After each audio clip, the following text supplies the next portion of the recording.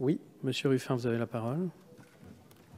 Oui, je suis un peu surpris de découvrir cette mesure-là, comme quoi on va supprimer une nouvelle taxe, faire un nouveau cadeau aux grosses entreprises, donc aux entreprises qui ont plus d'1 milliard de chiffre d'affaires, dans le même jour où une information paraît dans Le Monde quand même, qui doit nous alerter. C'est l'économiste Gabriel Zucman qui nous avertit que la flat tax, donc qui vient d'être votée la semaine dernière, va avoir des conséquences budgétaires vraisemblablement désastreuses et pourrait se révéler, je le cite, à peu près 10 fois plus coûteuse. Le prélèvement forfaitaire unique de 30% sur les revenus du capital, mesure phare du programme présidentiel d'Emmanuel Macron, va coûter beaucoup plus d'argent à Bercy que le 1,5 milliard d'euros budgétisé, sans doute de l'ordre de 10 fois plus. Cette faille remet fondamentalement en cause l'équilibre comptable du projet de loi de finances et fait basculer une réforme fiscale déjà injuste vers l'iniquité la plus totale.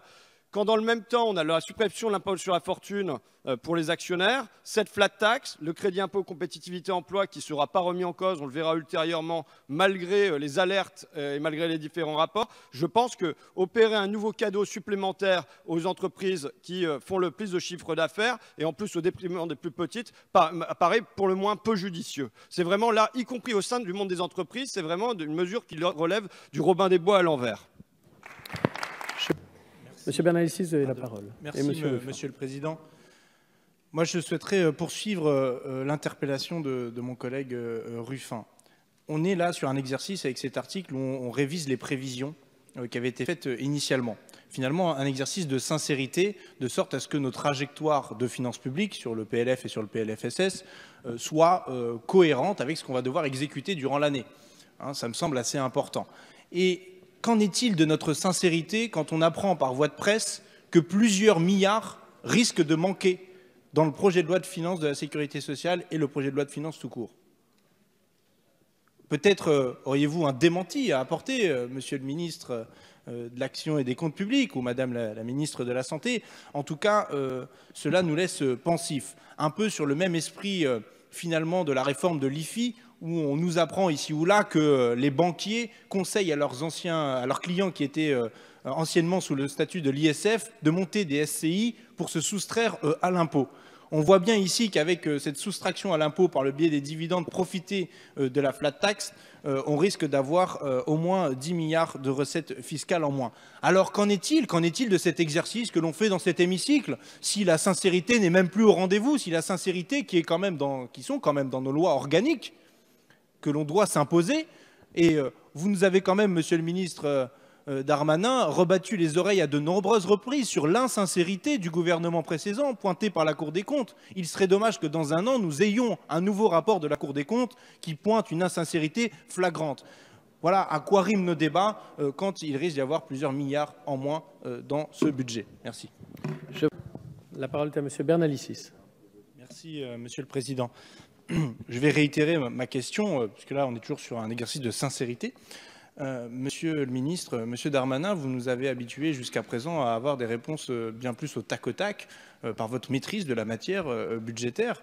Qu'en est-il? Est-ce que, dans l'exemple de Monsieur Zucman, le Marcel en question, qu'il s'agit de Marcel qui optimise ses impôts en se payant finalement plutôt en dividendes qu'en salaire, est-ce que cela aura pour conséquence un trou imprévu dans votre budget sur le projet de loi de finances et sur le projet de loi de financement de la sécurité sociale qui nous intéresse aujourd'hui? Je pense qu'il serait bien de nous apporter cet élément de réponse. Nous sommes la représentation nationale, nous avons besoin d'avoir d'éléments sincères, honnêtes, que nous pouvons évaluer afin de pouvoir nous prononcer en connaissance de cause sur ce budget. Sinon, tout ce dont on parle ici ne vaut rien, absolument rien. Donc je vous demande, s'il vous plaît, de nous éclairer sur cette situation. C'est un fait assez important. On parle de plusieurs milliards, pas de quelques millions, de plusieurs milliards. Si les plusieurs milliards ne veulent plus rien dire, alors à quoi bon continuer cette discussion?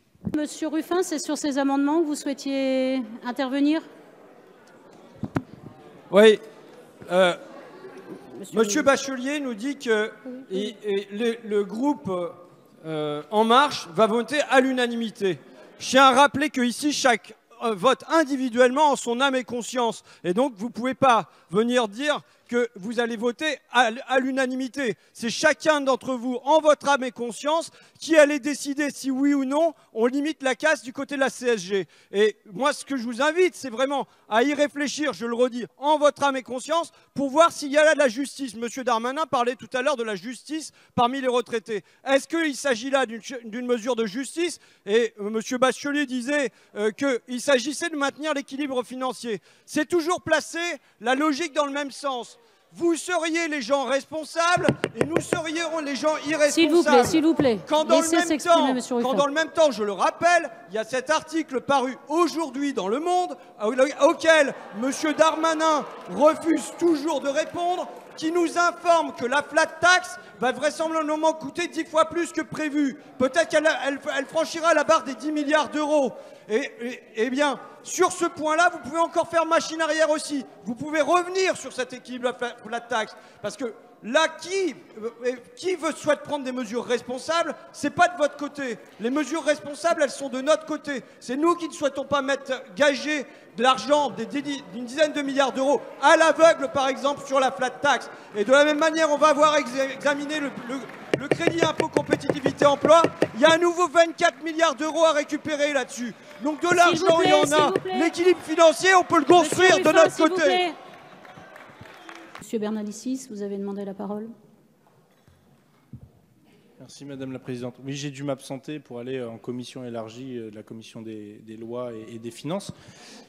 Et j'espère que Monsieur le ministre de l'Action et des Comptes publics a eu un peu le temps de la réflexion, du coup, pour peaufiner son argumentaire afin de nous donner une réponse quant aux 10 milliards qu'il risque de manquer dans ce PLFSS suite à ce que nous avons appris dans cet article du Monde, dans cette tribune de Gabriel Zucman, de cet économiste.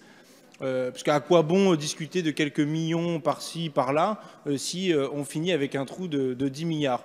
Alors, je veux éviter à cette Assemblée des rappels au règlement à ce sens, qui serait quand même dommageable, et ce serait bien qu'on puisse entendre le ministre sur ce sujet, surtout qu'on est sur cet article 7, sur le cœur de cette loi, mais je ne doute pas qu'il a eu le temps, avec ses équipes, de trouver des solutions à ce problème. Merci. Monsieur Bernalicis, si vous voulez prendre la parole.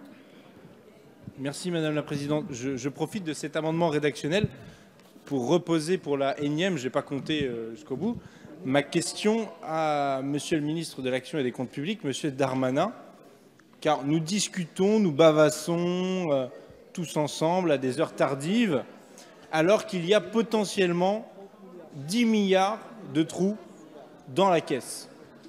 10 milliards de trous dans la caisse. Alors on peut me dire 10 milliards, c'est pas grand-chose au vu du budget de la sécurité sociale. C'est pas faux, mais 10 milliards quand même, tout de même. Ça fait quand même beaucoup de zéros, monsieur le ministre. J'étais habitué à des réponses, notamment lors des questions orales au gouvernement. Peut-être faudra-t-il en passer par là pour daigner arracher quelques mots au ministre de l'Action et des Comptes publics sur ces 10 milliards qu'il manque.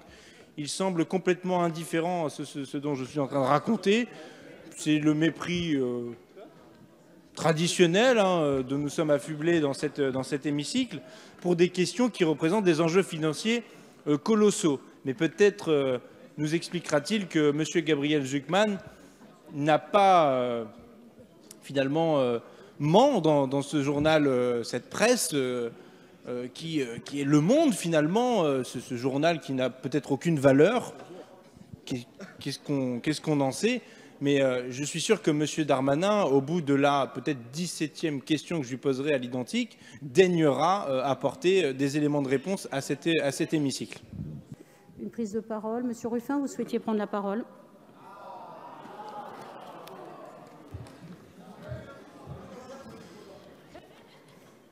Non, mais je vais venir en renfort à mon camarade Bernalicis. Mais qu'il y ait un silence du ministre, c'est une chose. Mais je dirais que c'est toute cette Assemblée qui est maintenant interrogée sur le fait que le titre, je vous rappelle le titre, la flat tax est une bombe à retardement pour les finances publiques. Il y a vraisemblablement un fossé de 10 milliards d'euros entre l'évaluation qui nous est proposée et ce qui pourrait entrer dans la réalité. Je pense que ces 10 milliards-là, c'est chacun d'entre vous qui est interrogé sur la sincérité des comptes, sur l'équilibre financier. Voilà, vous voyez, voilà. Donc, en votre âme et conscience, est-ce qu'il est raisonnable de faire ce pari, puisque c'est un pari qui est fait, que ça reportera derrière, mais aussi, est-ce qu'il est raisonnable de faire ce pari que ça ne coûtera pas les 10 milliards que nous annonce M. Zuckman? Monsieur Bernalicis. Merci Madame la Présidente. La loi organique numéro 2005-881 du 2 août 2005 relative aux lois de financement de la sécurité sociale indique dans son article 1er qu'elle détermine pour l'année à venir de manière sincère les conditions générales de l'équilibre financier de la sécurité sociale, compte tenu notamment des conditions économiques générales et de leur évolution prévisible. Est-il prévisible un trou de 10 milliards dans les caisses de ce pays du fait de l'imposition à 30%, dit flat tax ou prélèvement forfaitaire unique? Je demande si nous sommes en train de contrevenir à cette loi organique sur le financement de la sécurité sociale de 2005. Et j'aimerais avoir une réponse, Monsieur le Ministre. Je vous remercie. Oui, Monsieur Ruffin. Rappel au règlement, l'article 58 alinéa 1, nous demandons une suspension de séance pour permettre au ministre d'aller nous chercher une réponse sur ce qui va devenir des 10 milliards sur la flat tax. Non, Monsieur Ruffin, ce n'est pas vous qui avez la délégation. Monsieur le ministre demande la parole. Donc, Autant la liberté du parlementaire est complète, autant l'injonction aux membres du gouvernement est impossible. C'est le principe même des institutions de la Ve République. Donc on peut faire tous les débats que vous souhaitez. Moi, ce que je vous propose, pour pas que vous soyez frustrés, je ne savais pas que Le Monde était votre Bible à la France Insoumise, mais finalement, toutes les révolutions sont bourgeoises, vous avez raison. Je propose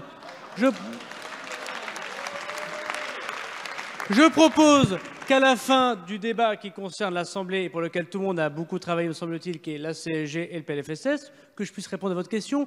Mais parce que vous n'étiez peut-être pas là au PLF sur ces questions qui nous concernaient, vous essayez de vous rattraper. J'y répondrai donc à la fin de la séance, si Madame la Présidente souhaite me donner la parole, afin que je réponde à votre question, dont vous verrez, je crois, qu'elle mériterait absolument pas la répétition de la bêtise que vous avez dite plusieurs fois. non. La majorité étant 83 pour, 120 contre, 45. Donc l'Assemblée nationale a adopté cet article 7. Je donne la parole à Monsieur le ministre.